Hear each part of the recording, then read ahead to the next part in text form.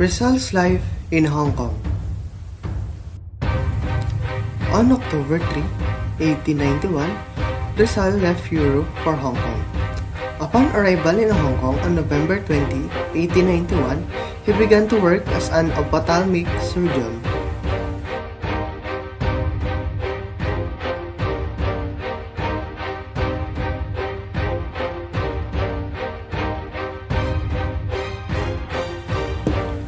His father, brother, and Silvestre Obando, his brother-in-law, went to Hong Kong before Christmas.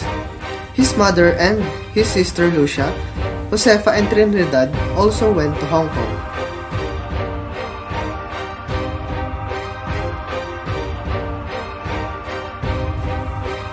Doña Teodora was going blind, so Rizal had to operate on her. Dr. Lorenzo P. Marquez, a Portuguese physician, helped in building a wide clientele for him.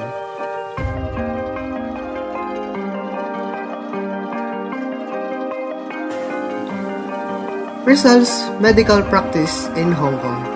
Dr. Lorenzo P. Marquez, a Portuguese physician, second operation to his mother's eye. Rizal's friend and admirer, Mr. Edward Boasted wrote to him, praising his medical profession. Dr. Ariston Bautista Lin from Paris sent him a congratulatory letter. Dr. H. Virchow sent him a book, Diagnostic Pathology. Meningococc Trait Diagnostic.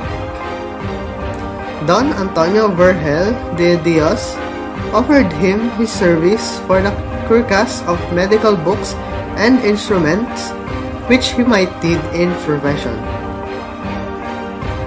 Jose Rizal's writing in Hong Kong. Writings of Rizal in Hong Kong. Ang mga karapatan ng tao, The Rights of Man, A la Nación Española to the Spanish Nation, 1891, Sa mga kababayan, to my countrymen, Hong Kong Telegraph, whose auditor is Mr. Fraser Smith. Una visita a la Victoria Gold, a visit to the Victoria Gold. Colonization do British North Borneo, par des families de Iles, Philippines. La Mano Roja, the Red Hand, and the Constitution and Bylaws of La Liga Filipina, 1892, Philippine League, conceived by Ma. Basa. The discovery of La Liga Filipina. Because of the difficulties encountered by his family and by many of his relatives and friends in Calamba, he conceived the idea of establishing a Filipino colony in Borneo. He went to Borneo on March 1892 to establish a Filipino colony there. Borneo was willing to give 100 acres of land and was good for 999 years. And it is free of charge. He visited the place and by April 20, he was back in Hong Kong.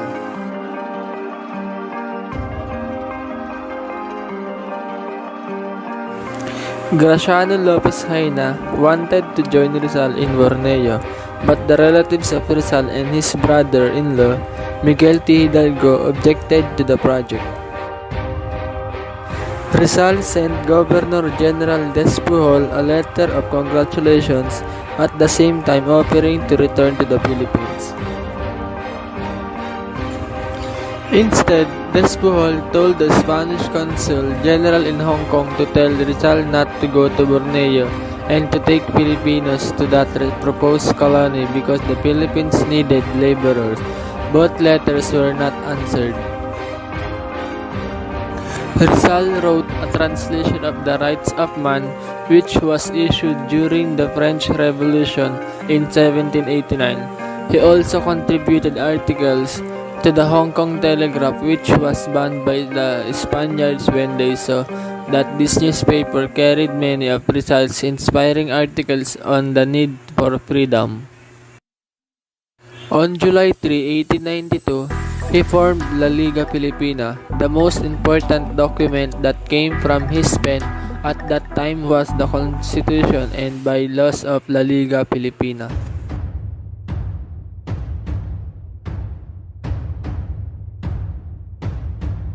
But he could not stay in Hong Kong on May 1892.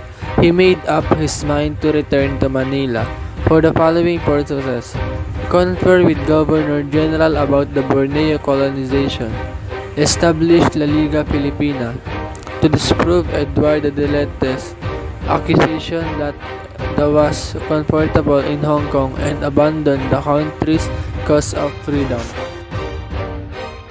Rizal's the decision to return to Manila, May 1892, to confer with Governor Despujol regarding his Borneo colonization project, to establish the La Liga Filipina in Manila, to prove that Eduardo de Lette was wrong in attacking Madrid, that the Rizal, being comfortable and safe in Hong Kong, had abandoned the country's cause. Relatives and friends opposed his decision to return home. He spent his 31st birthday in Hong Kong on June 20. He wrote 2 letters that he sealed, inscribed on each envelope, to be opened after my death, and gave them to his friend Dr. Marquez. June 21, 1892, another letter to Despujol. Rizal and his sister Lucia left Hong Kong for Manila. Rizal falls into Spanish trap.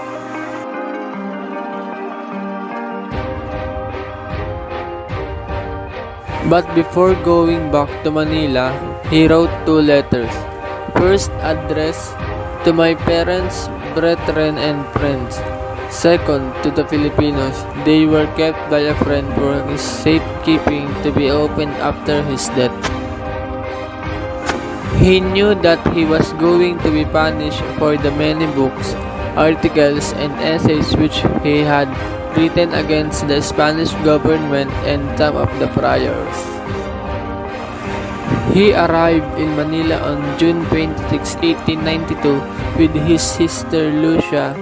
Gov. Eulogio Despujol set a trap for him and ordered his exile to Dapitan.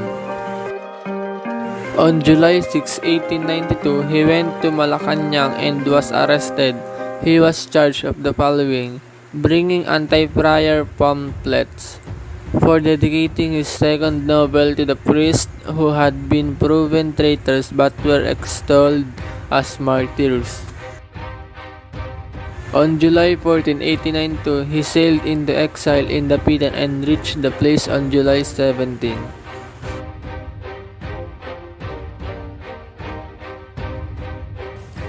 My conclusion.